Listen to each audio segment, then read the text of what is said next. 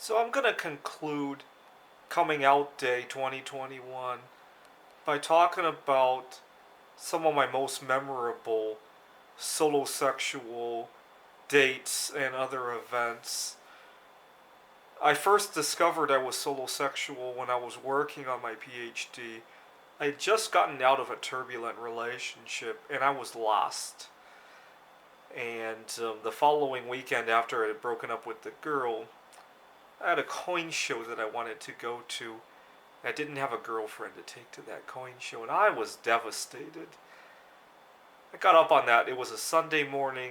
Weather was very nice. I was riding a bicycle at the time, and before I knew it, I rode to the coin show, and I had a really good time. It made me realize that it wasn't the girl that allowed me to have a good time. It was the girl gave me a sense of belonging in the world, and I realized I needed to speak up for myself. Now, fast forward a year and a half later, now I was getting ready to graduate with my PhD.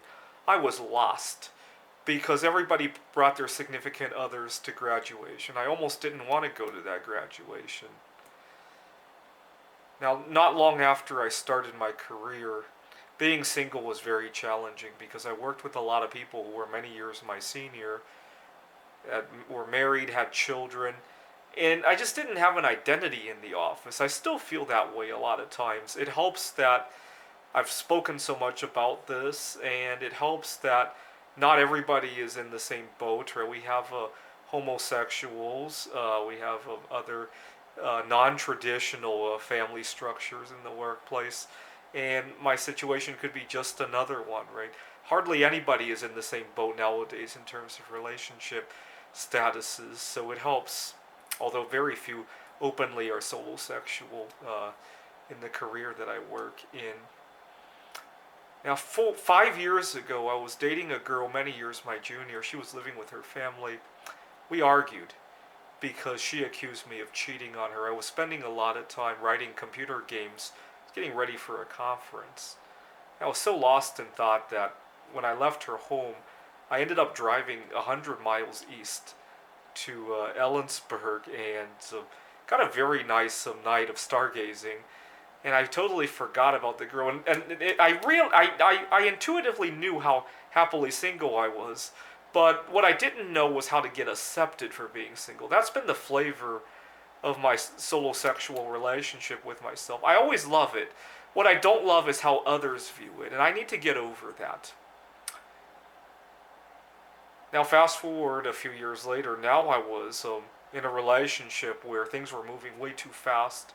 The girl and her family wanted me to marry her.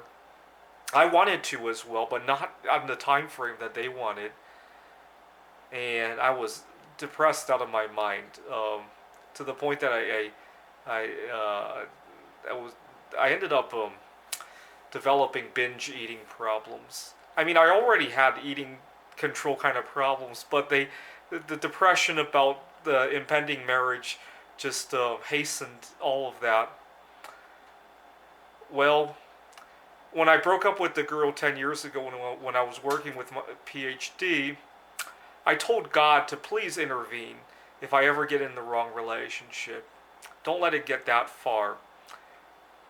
And so, with the girl that was moving way too fast, God intervened and kept us 6 feet apart.